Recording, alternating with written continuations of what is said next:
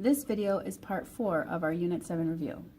So we have a couple theorems that we're going to go over here quickly. The intersecting chord theorem states that the product of two intersecting chords is equal. And the two tangent theorem states that two tangents drawn to a circle from the same point are congruent. We need that when we're finding the perimeter of inscribed figures. And the perpendicular bisector of any chord must pass through the center of the circle. Also, if a radius or diameter is perpendicular to a chord,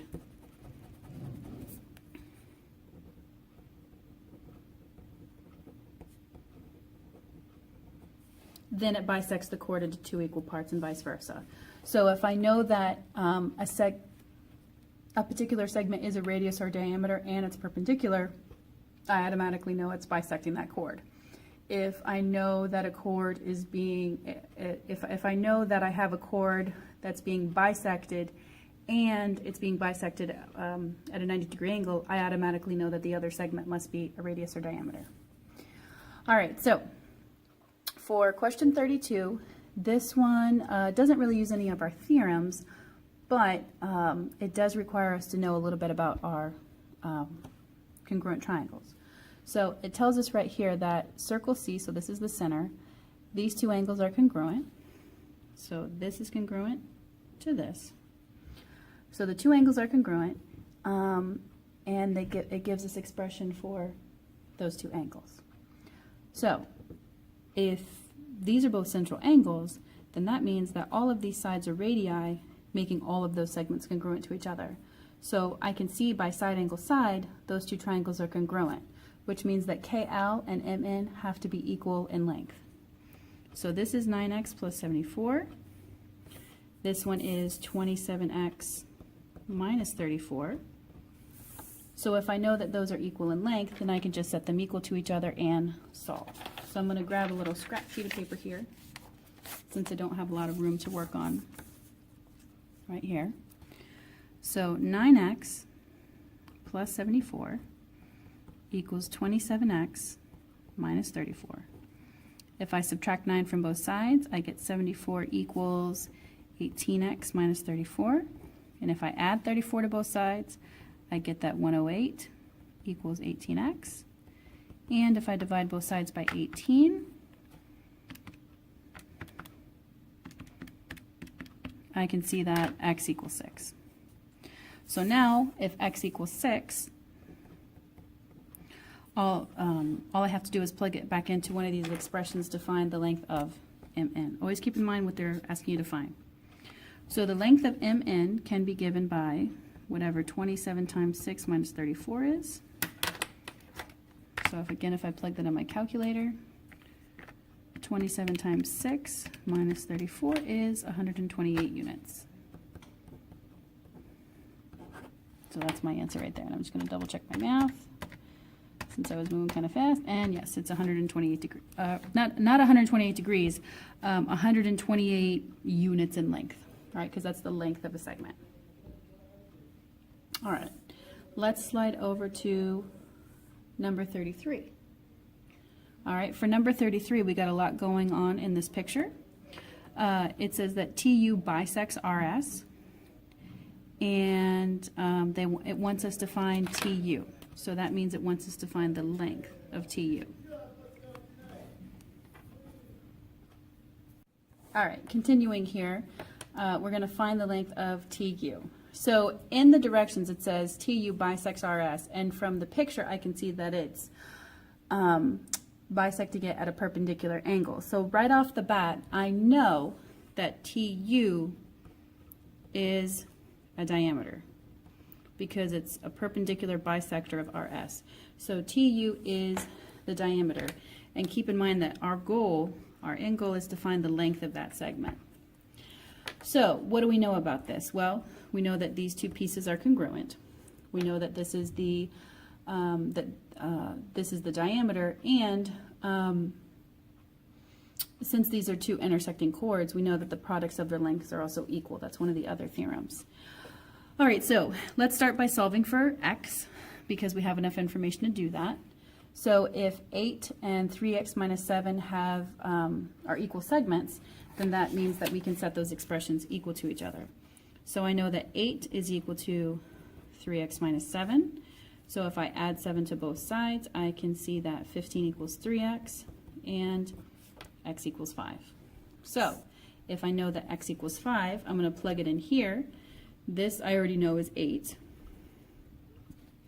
And this expression here, 5 times 5 is 25 minus 9 is 16. So now I don't have any more expressions. I just have values that I can use. So 16 is from here to here. This part of my diameter is 16 units in length. However, I still need to know what this value is. I don't know what this little piece is, this TQ right here. However, what I do know is 16 times that length has to equal whatever 8 times 8 is, because that's my intersecting chord theorem. Intersecting chord states that the product of two intersecting chords is equal. So whatever 16 times TQ is, that's my little piece of that segment, that has to be equal to 8 times 8, which we know is 64. Well, if I solve this, I'm going to divide both sides by 16. I can see that TQ equals 4 units. So this little piece right here is no longer unknown. It is 4 units. And the full length of TU has to be equal to 20 units. And there's my answer there. So I use two theorems in this problem. I use the perpendicular bisector theorem that states that the perpendicular bisector of a chord is the radius or diameter of a circle. And I use the intersecting chord theorem that states that the products of intersecting chords is equal. Okay. Number 34 is another one where we're going to use the perpendicular bisector chord theorem. So we have a chord that was cut in a circular pizza. Nobody cuts a pizza like that. That is a crime in and of itself, but we'll go with it. The chord is 10 inches long and its midpoint is 4 inches from the center of the circle. To the nearest tenth, what is the diameter of the pizza? So we have a little diagram to help us here. Now keep in mind that they told us that this is a chord, it's 10 units in length, and the midpoint is 4 inches from the center of the circle. So if this is the midpoint and this is the center of the circle, then this has to be the radius here. So if we were to continue to draw this segment, this has to be the radius because that's the midpoint, because this is the center of the circle here. So this is the radius, and if this is being bisected, and I know that's the radius, I also know that this is being bisected at a 90-degree angle here. So I know that all of these are right angles. Okay? Now they want to know what the diameter of the pizza is. Okay?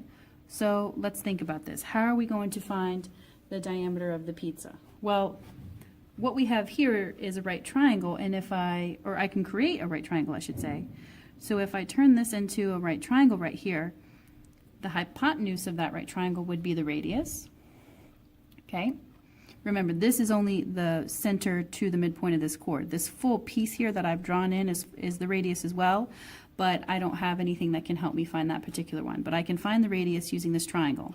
So this distance is 4. This distance from the circle to the midpoint of the chord has to be 5 because that's half of 10, and this chord is being bisected by the radius here. And then so my missing side would have to be r. So again, we're going to use the Pythagorean theorem that says that r squared, or r I should say, is equal to the square root of 4 squared plus 5 squared, which is going to be 16 plus 25, which is 41. Now 41 does not simplify nicely for us, so we'll just leave it as is, or you can't simplify it any further than that. Now the diameter, we know, is going to be 2 of those, right? So in order to find the diameter, we're going to multiply this value by 2. So if I multiply the square root of 41 by 2, I'm going to use my calculator to approximate that. 41 square root times 2, and I round it to the nearest tenth. That's going to be 12.8. 12.8 inches. So that is the diameter of the pizza. And you know, pizzas are either come in 12-inch or 14-inch sizes, so 12.8 is a pretty reasonable size for our pizza there. Okay.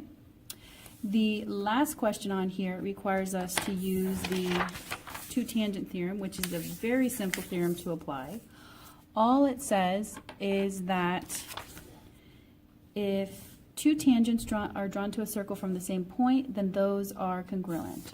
So here it says that this figure has been circumscribed, okay, which means that it's only touching the circle at one point at each of these places. So we can conclude that these are all tangents, and because they're all tangents, these two tangents have to be the same length. These two tangents have to be the same length. And I got one more color here. These two tangents also must be the same length. And remember, all I'm trying to do is to find the perimeter of this circle. So this is 3, this is 3. We have 6 here, so this must be 6 here.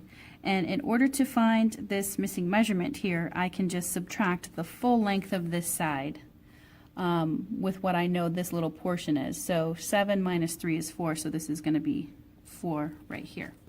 And I'll erase that so I don't add in too many numbers.